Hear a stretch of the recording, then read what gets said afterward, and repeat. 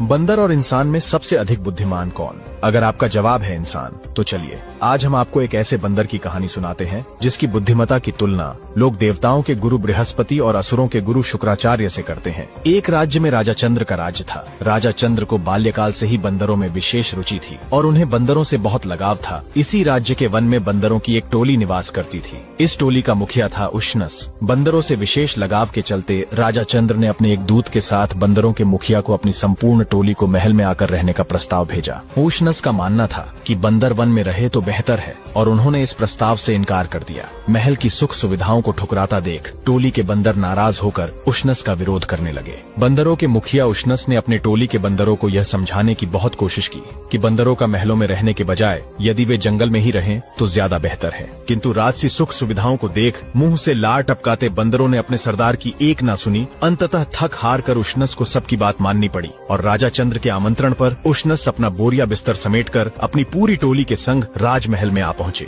लिहाजा राजा चंद्र ने उनका बहुत सम्मान के साथ स्वागत किया और उनके रहने के लिए महल में उत्तम व्यवस्था करवा दी और बंदरों को बिना किसी मेहनत के पड़े पड़े अच्छा खाने पीने को मिलने लगा। जब राजा चंद्र ने उष्णस की समझदारी और विद्वानी भरी बातें सुनी तो राजा दंग रह गया। राजा चंद्र ने बंदरों के मुखिया की बुद्धिमत्ता को मध्य नजर रखते हुए उष्णस से आग्रह किया कि वे उनके पुत्रों अर्थात राजकुमारों को नीति ज्ञान की शिक्षा दे। राजा के आग्रह करने पर उष्णस राजकुमारों को शिक्षा देने लगा। जब राज्य के लोगों ने यह देखा कि एक बंदर भी कितना नीतिवान और ज्ञानी हो सकता है तो लोगों के आश्चर्य की भी सीमा न रही और बंदरों की टोली भी अपने मुखिया का कहना मानती थी। उनका मर्यादित व्यवहार देख राजा चंद्र उष्णस से बहुत प्रभावित हुए। कुछ समय बाद राजा ने राजकुमारों की सवारी और मनोरंजन के लिए मेंढे मंगवाए। राजकुमार उन मेंढों पर सवार होकर महल के गलियारे में ही दौड़ लगाया करते। उन मेंढों में एक मेंढा थोड़ा लालची किस्म का था और वह अच्छे पकवान की तलाश में बार बार रसोई में घुस जाता। मेंढे से परेशान रसोइये अक्सर हाथ में जलती हुई लकड़ी लेकर उसे भगाते। जब बंदरों के मुखिया उष्णस ने भी यह दृश्य अपनी आंखों से घटित होते देखा तो उसके मस्तक पर चिंता की लकीरें खींच गईं। उसने सभी बंदरों की एक बैठक बुलाई और कहा, भाई मुझे तो यहाँ बहुत बड़ा संकट आता दिखाई पड़ रहा है। हमें तत्काल ही राजमहल छोड़कर वापस जंगल में लौट जाना चाहिए, नहीं तो कदाचित अनर्थ हो जाएगा।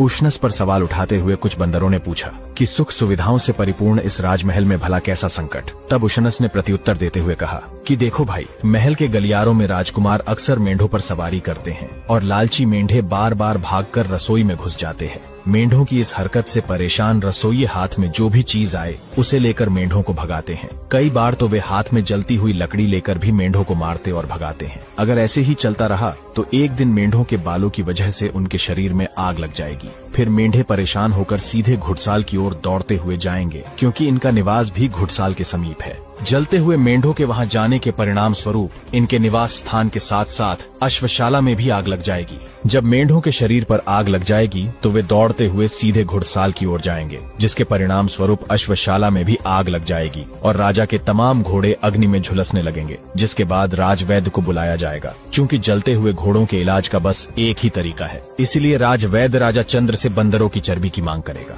लिहाजा राजा घोड़ों के इलाज के लिए सभी बंदरों को मारने का आदेश देगा और हम सब मारे जाएंगे। बंदरों के मुखिया उष्णस की बात सुनकर सारे नौजवान बंदर ठहाके लगाकर हंस पड़े और मुखिया से कहने लगे, अरे आपने तो बहुत दूर की बात सोच ली।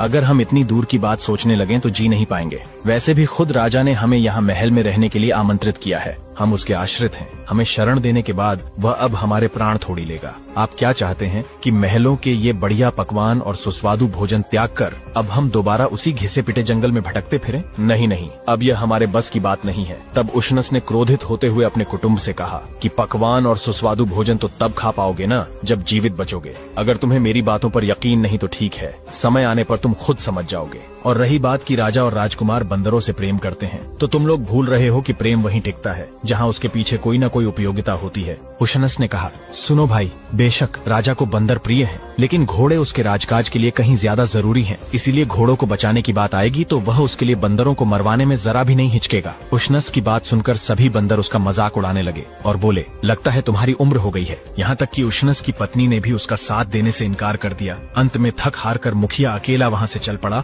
और एक वन में जाकर रहने लगा। परंतु उष्णस के जाने के ठीक अगले ही दिन वही हुआ जो उसने कहा था। एक लालची मेंढा हमेशा की तरह रसोई में घुसा तो गुस्से में आकर रसोइये ने उस पर चूल्हे से निकालकर जलती हुई लकड़ी दे मारी। इससे मेढे के बालों में आग लग गई होते होते सभी मेढ़े जल उठे और जब वे जान बचाने के लिए अपने निवास की ओर भागे तो घुड़शाला में आग लग गई। बहुत सारे घोड़े आग में जलकर मर गए और बहुत से बुरी तरह जले और घायल हो गए। राजा ने राजवैद्य को घोड़ों के इलाज के लिए बुलाया तो राजवैद्य ने तुरंत कहा, बस महाराज, बंदरों की चर्बी ही इसका इलाज है, उससे इन घोड़ों की सारी जलन शांत हो जाएगी। राजा ने न चाहते हुए भी उसी समय महल में जितने भी बंदर थे उन्हें मारने का आदेश दे दिया ताकि घोड़ों का इलाज हो सके। राजा के आदेशानुसार महल में मौजूद सभी बंदरों का नरसंहार कर दिया गया। महल में अब एक भी बंदर नहीं बचा था। जंगल में रह रहे बंदरों के मुखिया उशनस को जब अपने कुल के सर्वनाश की खबर मिली तो वह दुखी और मर्माहत हो उठा। हालांकि कुछ समय पहले उसके कुल के लोगों ने ही उसे बुरी तरह अपमानित किया था, लेकिन फिर भी उसके मन में उनके लिए गहरा प्रेम और स्नेह तो था ही। अपने संपूर्ण वंश के नाश होने पर वह दुखी और व्याकुल हो गया। वह जंगल में यहाँ वहाँ भटकने लगा। एक बार उशनस इसी तरह जंगल में भटक रहा था, तभी उसे बड़े जोर से प्यास लगी। वहीं से कुछ दूर उसे एक विशाल सरोवर नजर आया। थोड़ी दूर चलने के उपरांत वह सरोवर के निकट जा पहुंचा। उशनस पानी पीने के लिए जैसे ही झुका तभी वह अचानक चौंक गया। उसने देखा कि वहाँ बहुत से मनुष्यों और जीव जंतुओं के पैरों के निशान थे। वे पानी पीने सरोवर में गए परंतु वहाँ से लौटे नहीं थे। इस बात से उशनस चौंक उठा। उसने सोचा, हो न हो इस तालाब में कोई रहस्य है। तभी उशनस ने पास में एक कमल की नाल देखी तो उसे तोड़कर उसने उसे पानी में डुबोया। फिर उस कमल की नाल के सहारे वह तालाब का पानी पीने लगा। जैसे ही बंदर ने तालाब का पानी पिया उसी समय उसे एक विशाल राक्षस दिखाई पड़ा। वह उसी तालाब से निकला था। उसके गले में जगमग जगमग मोतियों की माला थी जिसका प्रकाश दूर दूर तक फैल रहा था। राक्षस ने उशनस से कहा, आप बहुत बुद्धिमान हैं। मैं आपके ज्ञान और समझदारी से बहुत प्रभावित हुआ हूँ। इस तालाब का पानी पीने इतने लोग और पशु पक्षी आए जिन्हें मैंने निगल लिया, परंतु अकेले आप ही हैं जिसने अपने ज्ञान और चतुराई से खुद को बचा लिया। इसलिए मेरे मन में आपके लिए बड़ी प्रशंसा का भाव है। आप मुझसे जो भी वरदान मांगना चाहें मांग लें। उशनस ने मुस्कुराकर कहा, अगर आप मुझसे प्रसन्न हैं तो आपके गले में यह जो अद्भुत मोतियों की माला है वह कुछ समय के लिए मुझे दे दे। उन अनोखे मोतियों की माला पहनकर उशनस राजा चंद्र के पास गया तो राजा मोतियों की चमक देखकर हैरान रह गया। बोला, अरे ये तो अद्भुत मोती हैं। मैंने ऐसी मोतियों की माला कभी देखी नहीं। बंदरों के मुखिया ने कहा, महाराज, यह माला मुझे यात्रा में मिली है। मेरे कुल का नाश होने पर मैं इस कदर दुखी हो गया कि मन को चैन ही नहीं था। व्याकुल होकर मैं इधर उधर घूमता रहा, कभी किसी जंगल में तो कभी नदी किनारे। राजा चंद्र बोला, मैं तुम्हारा दुख समझ सकता हूँ, लेकिन हालत ही ऐसी हो गई थी कि न चाहते हुए भी मुझे बंदरों के वध का आदेश देना पड़ा। इसके बिना घोड़े ठीक और स्वस्थ नहीं हो सकते थे, और यह तो तुम जानते ही हो कि राजकाज घोड़ों के बिना चल नहीं सकता। इसलिए मुझे यह अप्रिय निर्णय लेना पड़ा। बंदरों के मुखिया उशनस ने कहा, कोई बात नहीं महाराज, सेवक का कर्तव्य ही है कि वह राजा के काम आए। अच्छा है कि मेरे कुल के लोगों ने आपकी जरूरत पूरी करने के लिए अपने प्राण त्याग दिए। तभी राजा का ध्यान फिर से उशनस के गले में पड़ी मोतियों की माला की ओर गया। उसने कहा, ये तो सचमुच विलक्षण मोती है। मैंने पहले ऐसे मोती कभी नहीं देखे।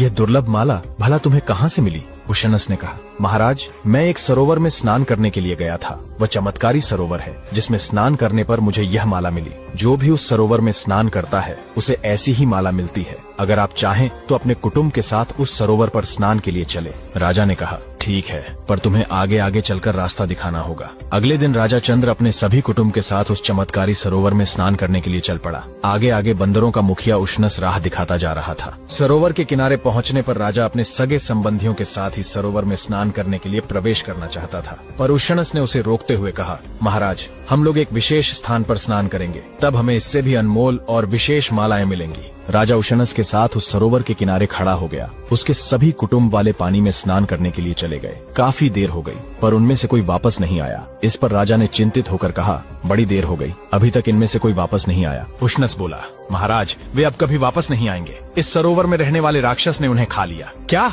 राजा चीख पड़ा, ये तुमने क्या किया? मेरा सारा कुल नष्ट हो गया। इतना बड़ा धोखा, इतना बड़ा विश्वासघात। यह तो इतना बड़ा विश्वासघात नहीं है राजन, जितना आपने हमारे साथ किया है। आपने तो मेरे कुल के बंदरों को वन से बुलाया, आश्रय दिया और फिर अचानक सबके प्राण ले लिए। उसकी तुलना में तो यह विश्वासघात कुछ नहीं है। राजा ने विलाप करते हुए कहा, ये शोक मैं कैसे सहन करूं? उशनस ने कहा, जैसे मैं सहन कर रहा हूं, इसीलिए तो मैंने आपको सरोवर में प्रवेश करने नहीं दिया, ताकि आप जीवित रहें और अपनी आंखों के सामने अपने कुल का विनाश देखें। कुछ दुख ऐसे होते हैं जो मृत्यु से अधिक संताप देते हैं। अब आप जीवन भर विलाप करते रहिए। अगर आप सरोवर में प्रवेश करके मृत्यु को प्राप्त होते तो आपको इतना कष्ट न होता। इसीलिए मैंने आपको अकेला जीवित बचे रहने दिया, ताकि आप याद रखें कि जब आपने मेरे संपूर्ण कुल का नाश किया था तो मुझ पर क्या बीती होगी। राजा ने क्रोध में आकर कहा, हे उशनस, तुमने जो मेरे साथ किया है उसके लिए ईश्वर तुम्हें कभी क्षमा नहीं करेगा। इस पर उशनस ने व्यंग्य पूर्वक कहा, जो ईश्वर तुम जैसे क्रूर आदमी को क्षमा करेगा वह मुझे भी जरूर क्षमा कर देगा।